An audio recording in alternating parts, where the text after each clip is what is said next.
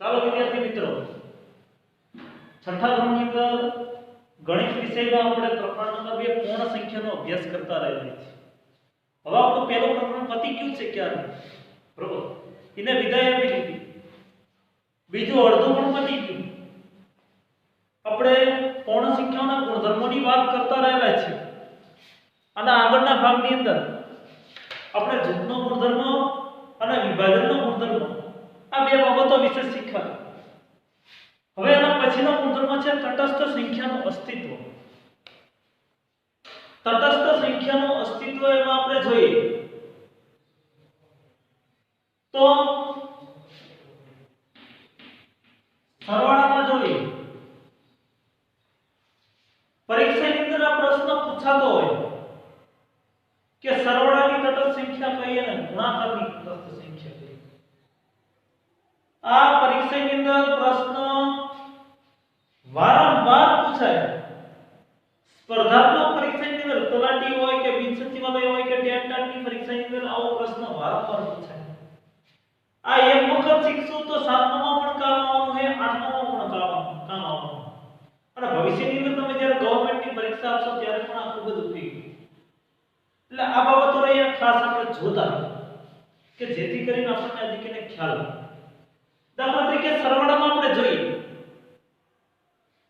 તો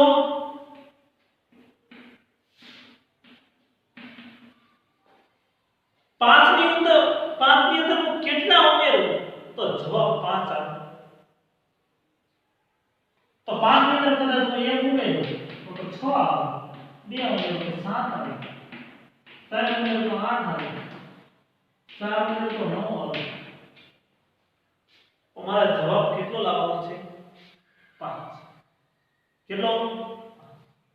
તો 5 ની અંદર કદાચ હું 0 ઉમેરું તો જવાબ શું આવે? 5 આવે. એટલે કોઈ પણ સંખ્યાની અંદર તમે શૂન્ય ઉમેરો તો જવાબ સંખ્યા પોતે આવે. માટે શૂન્ય એ સરવાળાની તટસ્થ સંખ્યા છે. ચલો 6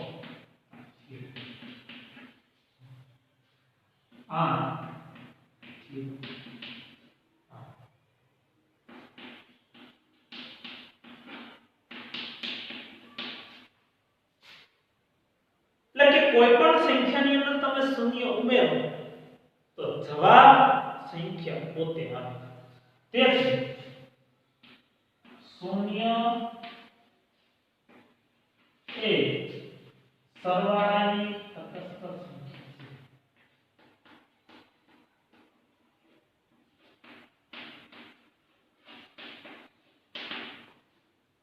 યાદ રાખજો, શૂન્ય એ સરવાળાની તટસ્થ સંખ્યા છે. બરાબર? બાબત યાદ રાખજો. કઈ શૂન્ય આમ કર્યું એટલે એકનો નહીં. બરાબર? આ સરવાળા માટે વાત.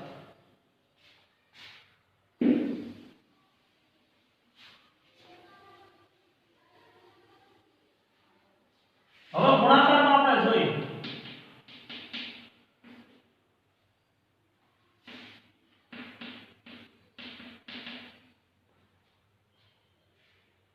તો 5 ને કેટલા વડે ગુણો તો જવાબ 5 આવે. તો તરત કીધું 5 6 6 12 12 24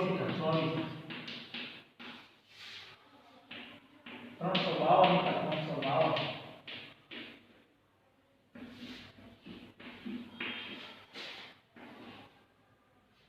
તો કોઈ પણ સંખ્યાને તમે 1 વડે ગુણાકાર કરો તો જવાબમાં સંખ્યા પોતે આવે.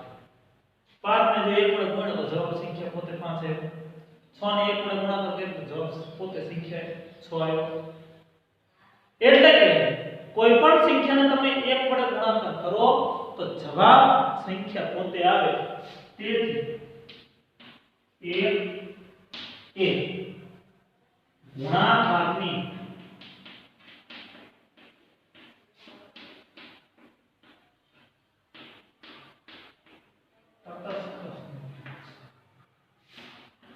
કઈ એક આ બાબતને ખાસ યાદ રાખજો. બરોબર? એટલે આ તટસ્થ સંખ્યાની વાત થઈ ગઈ. સરવાળાની તટસ્થ સંખ્યા કે તો 0, ગુણાકારની તટસ્થ સંખ્યા કે તો 1. સરવાળાની તટસ્થ સંખ્યા કે તો 0, ગુણાકારની તટસ્થ સંખ્યા કે તો 1. હવે સ્વાધ્યાય નંબર 2.2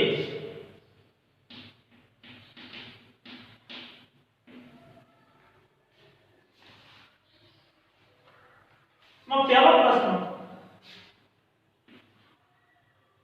સંખ્યાઓને યોગ્ય રીતે ગોઠવી સરવાળો કરો.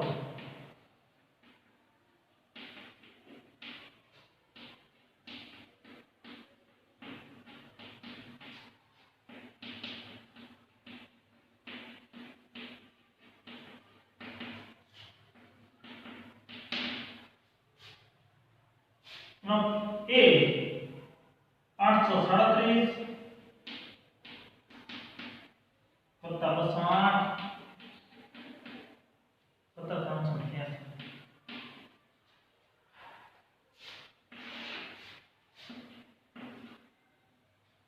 ઓગણીસો 62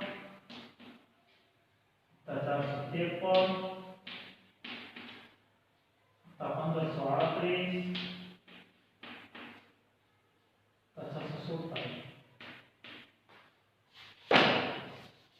યોગ્ય રીતે ગોઠવીને આપણે સરવાળો કરવાનો. 837 વત્તા 383 વત્તા 837 માં 63 નાખો એટલે 900, 900 ને 300 બીજા 1200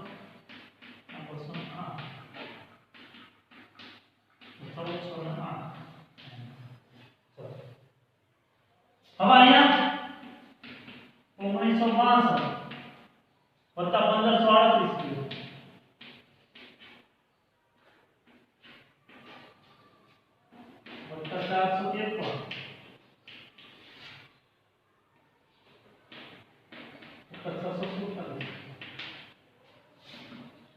1962 ના 38 નાખો એટલે 2000 અને બીજા 1500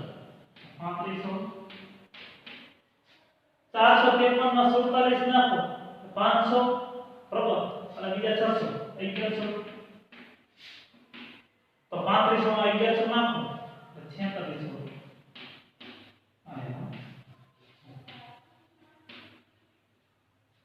બરાબર. એટલે અહીંયા ખાસ આપણે ધ્યાન રાખવાનું 7 3 2 8 3 કે જ્યાં શૂન્ય વાળી સંખ્યાઓ આવતી હોય છે. બરાબર. તો આ બાબત ખાસ એક આપણે યાદ રાખીશું.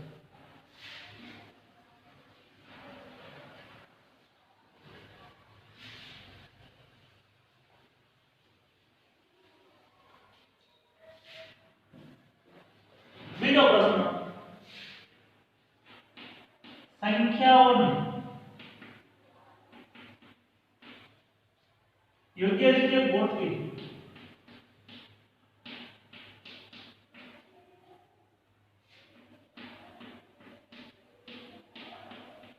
ગુણાકાર શોધો.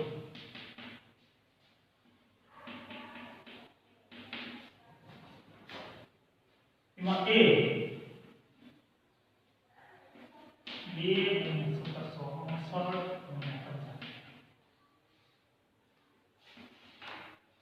b 4 ગુણ્યા 66 c 8 ગુણ્યા 251 ગુણ્યા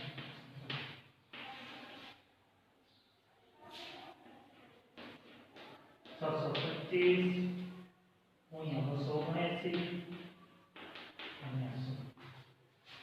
હવે ચારે ચાર દાખલાઓને આપણે ગણી લઈએ. બરોબર. તો જોવાનું 2 ગુણ્યા 50 ગુણ્યા 765. જો અહીંયા જૂથના ગુણધર્મનો ઉપયોગ કર્યો આપણે શા માટે? તો કે ગુણાકારને સરળ બનાવવા. તો 2 ગુણ્યા 50 કરો એટલે 100 ગુણ્યા 765.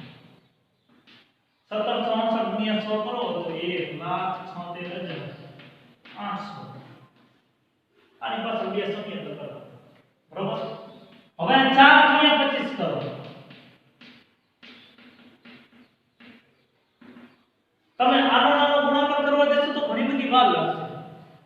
625 ગુણ્યા 100 કરો 4 કરો એટલે 100 ગુણ્યા 186 16600 ચલો 166 ગુણ્યા 100 કરો એટલે 16600 8 અને 125 મેં તમને કીધું તો આના આગળના ભાગમાં ગુણ્યા 251 તો 125 અઠા કેટલા થાય 1000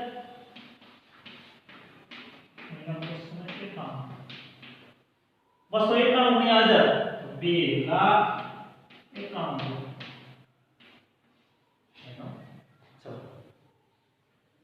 2,91,625 ગુણ્યા 279 ગુણ્યા 100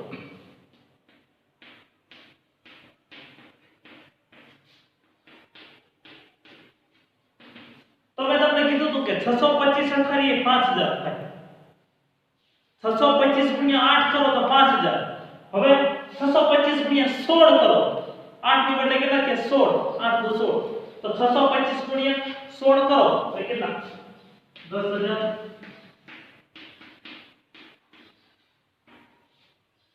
279 ગુણ્યા 10000 આમાં જેટલા શૂન્ય હોય ને એ બધા શૂન્ય લગાવી દો તો 27,90,000 થાય હા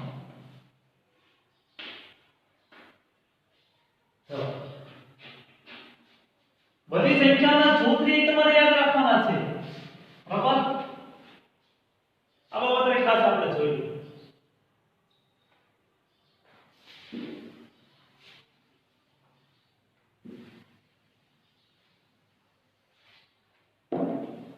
આગળનો દાખલો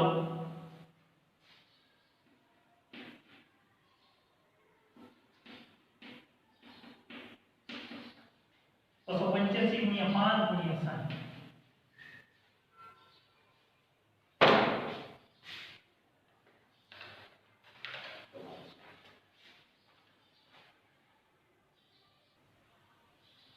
હવે જો એના પછીનો દાખલો છે 285 ગુણ્યા 5 ગુણ્યા 60 285 એમ ને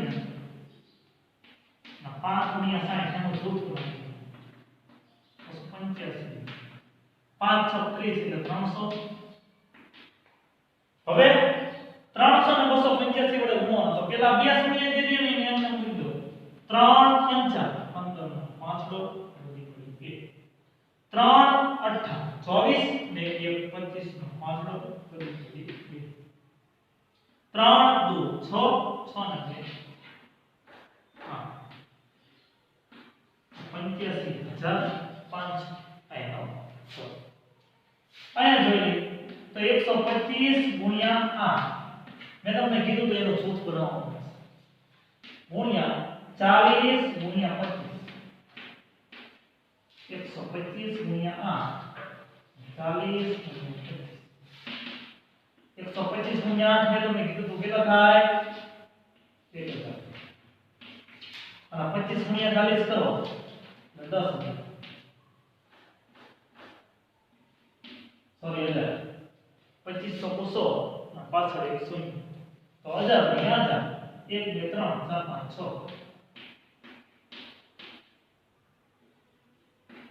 બરાબર 1000 ગુણ્યા 1000 કરો એટલે 10 આયનો ચલો આ બાબત રેખા યાદ રાખશું 285 ગુણ્યા 5 ગુણ્યા 60 તો 285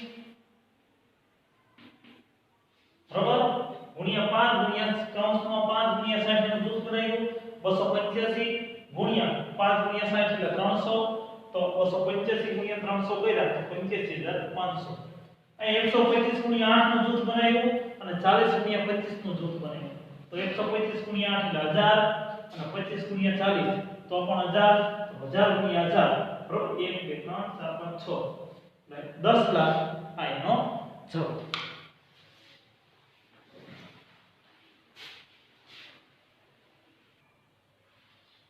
હવે ત્રીજો પ્રશ્ન છે કિંમત શોધો તો કિંમત શોધવાની અંદર દાખલો કઈ રીતે ગણવો અહીંયા વિભાજનનો ગુણધર્મનો ઉપયોગ કર્યો અહીંયા આપણે એ જ ગુણધર્મનો ઉપયોગ કરી દાખલો ગણવો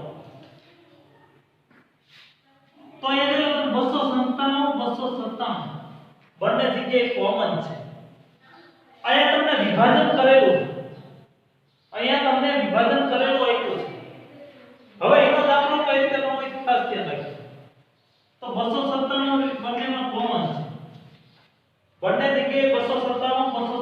કોમન છે ગુણ્યા હવે અહીંયા શું વધ્યું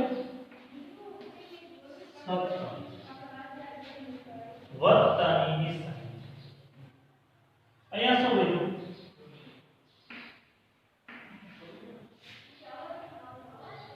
297 સામાન્ય થઈ બરોબર 297 17 વત્તા 3 20 હવે એક શૂન્ય મૂકી દો 2 સત્તા 14 નો ચોગડો કરી પડી 1 2 9 18 18 ને 19 નવડો વધી પડી 1 2 4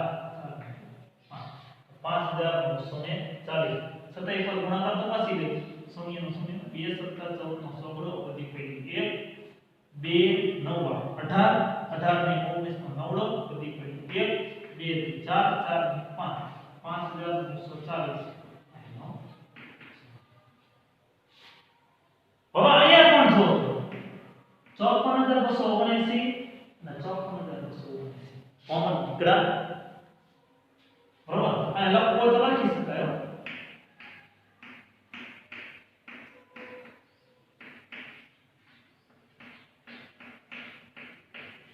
297 સામાન્ય લેતા હવે અહીંયા 54269 સોરી 279 ગુણ્યા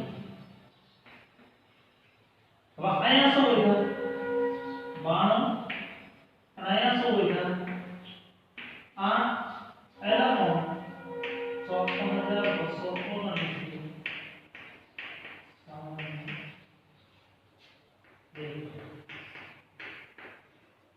બરોબર તો 54279 92 વત્તા 8 100 તો આને ગુણ્યા 100 કરવાના પાછળ બે શૂન્ય કરવાના 54,27,900 આનો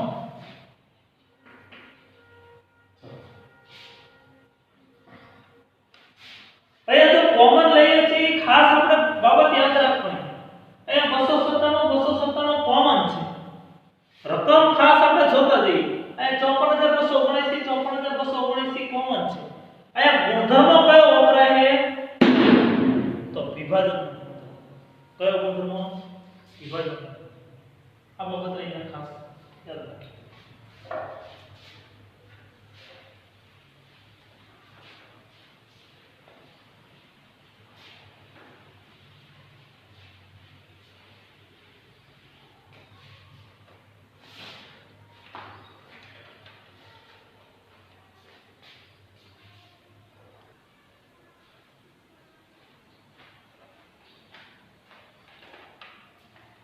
હવે ત્રીજો પ્રશ્ન છે એની અંદર સી 81265 ગુણ્યા 169 ઓછા 81265 ગુણ્યા 69 તો 81265 81265 એ સામાન્ય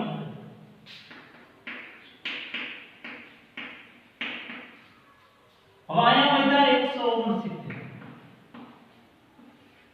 અહીંયા ઓછાની નિશાની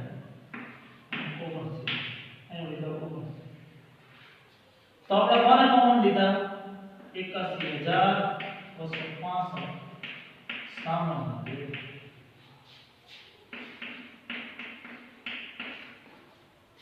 બરાબર તો 81265 169 માંથી 69 કાઢો 100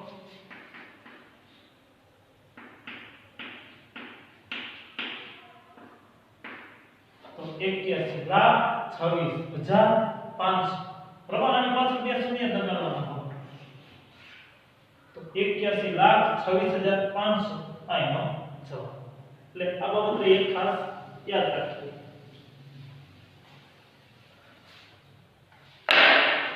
એના પછીનો ડી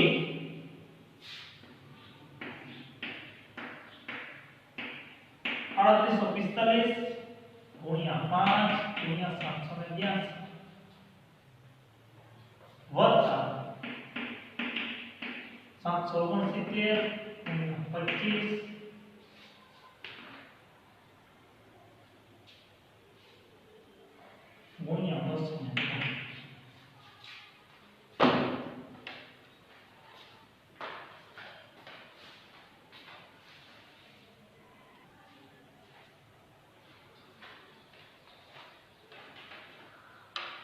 હવે એ જોઈએ તો આપણે 3845 ગુણ્યા 5 ગુણ્યા 782 વત્તા 769 ગુણ્યા 25 ગુણ્યા 218. અહીંયા આપણને એમ છે કે અહીં કોઈ કોમન જ નથી, ક્યાંય કઈ કોમન જ જોવા નથી મળતું. તો શું કરવું? ક્યાંય કઈ આપણને કોમન જોવા જ નથી મળતું તો શું કરવાનું શું? ત્યારે આપણે બાબત ખાસ એક યાદ રાખવી છે.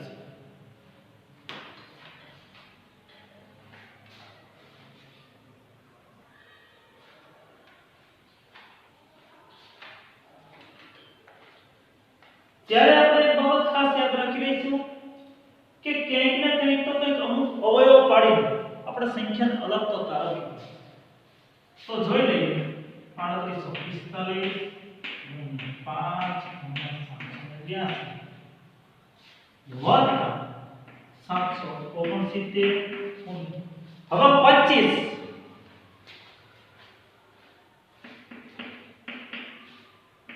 હવે 25 ના અવિભાજ્ય અવયવ આપણને ખબર છે. 25 થાય. 25 થાય. બરાબર? તો 25 ના અવિભાજ્ય અવયવ લખીએ 5 ગુણ્યા. હવે 3845 ગુણ્યા 5 ગુણ્યા 782 વત્તા તમે આનો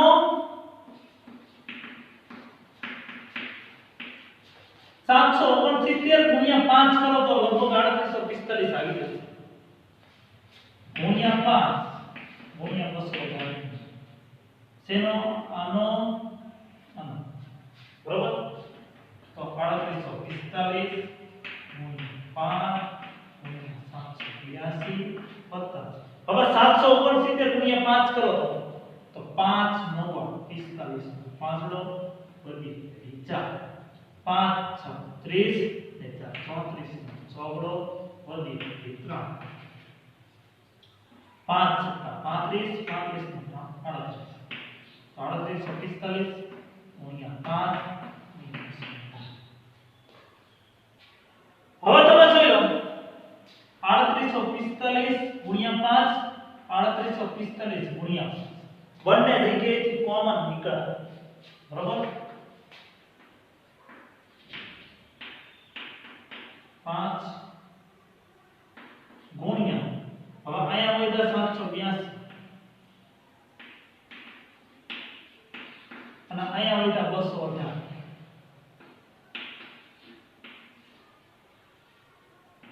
બરોબર? આ લખવાનું તેથી 3845 ગુણ્યા 5 સામાન્ય 2.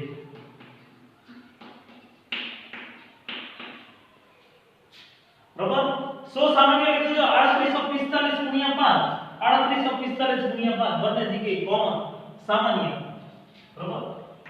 હવે 3845 ગુણ્યા 5 કરવાનું તો 25 નો પાંચડો વધી 2 5 6 20 20 ને 2 22 વગડો વધી 2 5 8 40 40 ને 42 વગડો વધી 4 5 15 15 ને 4 19225 ગુણ્યા 782 માં તમે 218 નાખો એટલે 1000 તો 19225 ગુણ્યા 1000 તો 19225 પાછળ 300 તો 1 કરોડ 92 લાખ 25,000 1 કરોડ 92 લાખ 25,000 આ એનો જવાબ. સો આયા કહ્યું તો 3845 ગુણ્યા 5 ગુણ્યા 782 વત્તા 769 ગુણ્યા 25 ગુણ્યા 218. તો અહીંયા આપણે પહેલા 25 ના અવિભાજ્ય અવયવ પડ્યા 5 ગુણ્યા 5. હવે 3845 ગુણ્યા 5 ગુણ્યા 782 એમ ને પછી 769 ગુણ્યા 5 એનો ગુણાકાર કર્યો અને ગુણ્યા 5 ગુણ્યા 218 જૂથ બને. બરોબર? 3845 ગુણ્યા 5 ગુણ્યા 782 હવે 769 ગુણ્યા 5 કર્યો તો 3845 આવી ગયું ગુણ્યા 5 ગુણ્યા 218 3845 ગુણ્યા 5 ઈ બંને જગ્યાએથી તો કોમન નીકળે. બરાબર? અને કૌંસમાં વધ્યા 782 વત્તા 218 અહીં તો લખી નાખો 3845 ગુણ્યા 5 સામાન્ય 33 3845 ને 5 વડે ગુણાકાર કર્યો 19225 અને આ બેનો સરવાળો કર્યો તો 1000 આવ્યો તો 1,92,25,000 આ એનો જવાબ આ બાબતને એને ખાસ યાદ રાખજો હવે ચોથો પ્રશ્ન છે યોગ્ય ગુણધર્મનો ઉપયોગ કરીને ગુણાકાર શોધો અહીંયા પ્રશ્ન આપ્યો છે યોગ્ય ગુણધર્મનો ઉપયોગ કરીને ગુણાકાર શોધો યાદ રાખો ખાસ ગુણધર્મનો ઉપયોગ કરીને કીધું છે એટલે આપણે જે ગુણધર્મનો ઉપયોગ કરીએ એ ગુણધર્મ કાઉન્સમાં લખવાનો તો 738 ગુણ્યા 103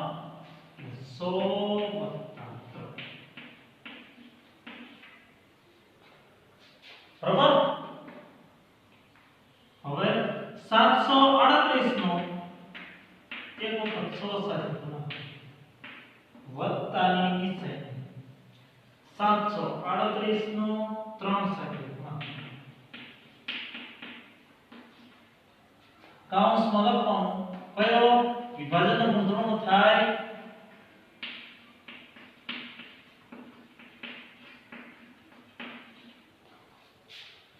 હવે 738 એને ગુણ્યા 100 કરો એટલે 33800 વત્તા 738 ગુણ્યા 3 કરો બરાબર તો અહીં આપણે જોઈ લે 3 8 24 નો ચોગડો વધી પડી 2 3 તરી 9 9 ને 2 11 નો એકડો વધી પડી 13 3 7 21 21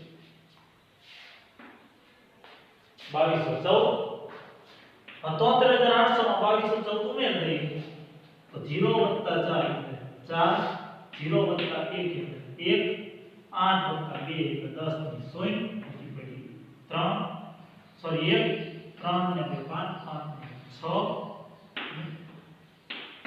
6 એમ ખબર ન પડે તો પછી સરવાળો કરી લેવાનો પાછો બરોબર આમ મતે રામી નો 73814 + 2214 4 1 0 બરોબર આ બાબત યાદ રાખો એટલે 76014 આ એનો જવાબ હવે 854 ગુણ્યા 102 એટલે 100 + 2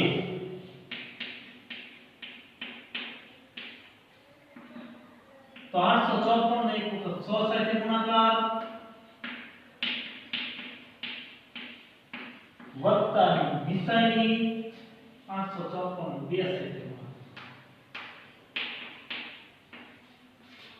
તો અહીં આપણે વિભાજનનો ગુણધર્મનો ઉપયોગ કર્યો તો કૌંસમાં લખો વિભાજનનો ગુણધર્મ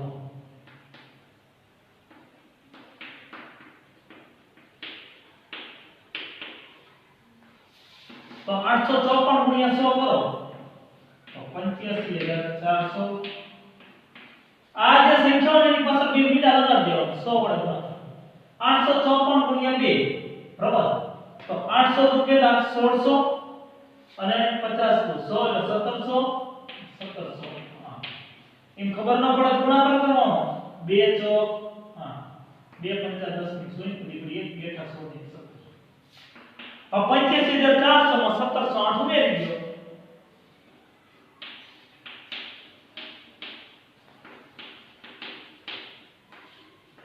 હા 0 11 2 7 તો 87108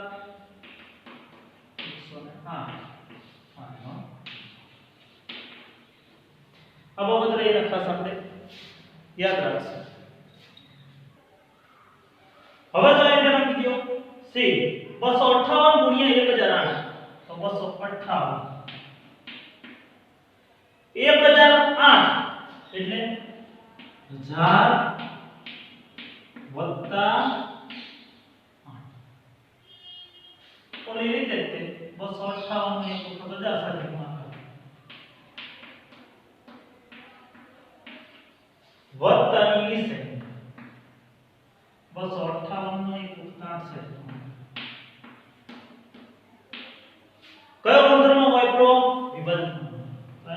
વિભાજનનો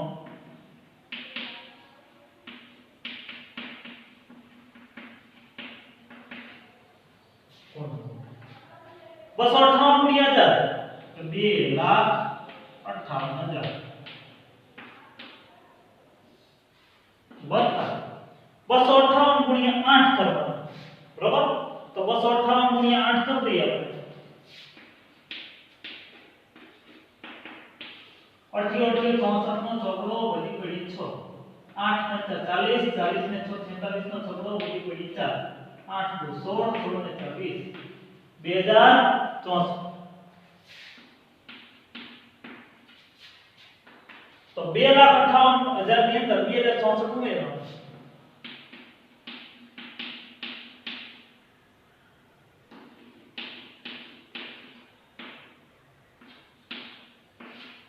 ગુણાકાર એ પણ ખાસ ચેક કરી લેવાનો આપણે હવા મને એ જવાનું કે હાચો જોય 88 64 નો ચોગડો વધી પડી 6 8 5 40 ને 6 46 નો ચોગડો વધી પડી 4 8 2 16 16 ને 24 2064 હવે સરળ આપણે શીખવાનું 4 6 0 0 વધી પડી 6 બરાબર 2,60,000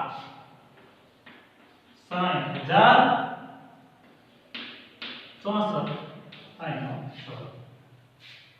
જવાબ લખો ત્યારે ભારતીય પદ્ધતિ મુજબ અલ્પવિરામ કરવાનો બરાબર અલ્પવિરામ વગરનો જવાબ ન સાચો કહેવાય અલ્પવિરામ ફરજિયાત કરવાનું તે પરીક્ષાની અંદર હતી અગાઉ ત્યાં રાખી હવે 1005 ગુણ્યા 168 એમ બદલે આમ લખું ચાલે ને કે ન ચાલે ચાલે 2 ગુણ્યા 3 કરો તોય 6 આવે અને 3 ગુણ્યા 2 કરું તોય 6 આવે હું આને આમ લઈને ગુણાકાર કરું અને આને આમ લઈને ગુણાકાર કરું તોય જવાબ કેવો મળશે સરસ 168 1005 એટલે 1000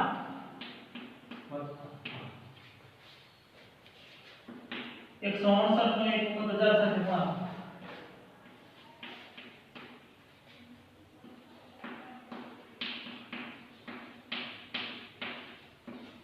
વત્તાની નિશાની 168 નો 5 છે ગુણાકાર કયો ગુણધર્મ વાપર્યો આપણે વિભાજનનો ગુણધર્મ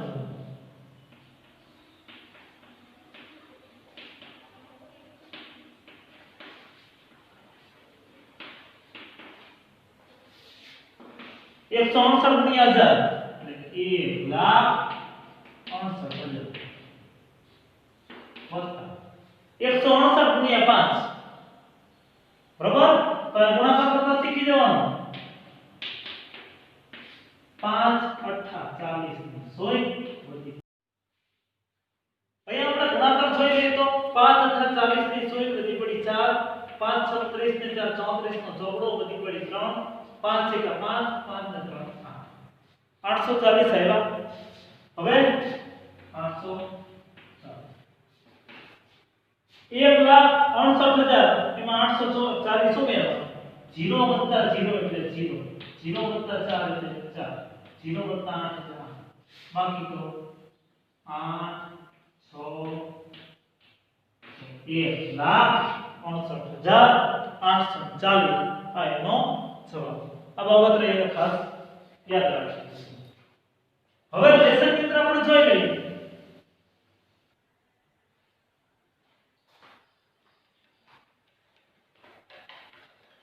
તો અહીંયા આપણે લેસનમાં 21 થી 30 સુધી ઘડિયાળની બે વાર સ્વાધ્યાય નંબર 2.2 એના પ્રશ્ન નંબર 1 થી 4 સુધી આ ભાગની અંદર આપણે જેટલા પ્રશ્ન કરાયા 1 2 3 અને 4 આ ચારે ચાર પ્રશ્નોની પાઠ્યપુસ્તકમાં બરોબર એ તમારે એક વખત લખવાના છે ખાસ તો આપણે આના આગળના ભાગની અંદર પણ થોડી ઘણી વાતો કરી હતી કે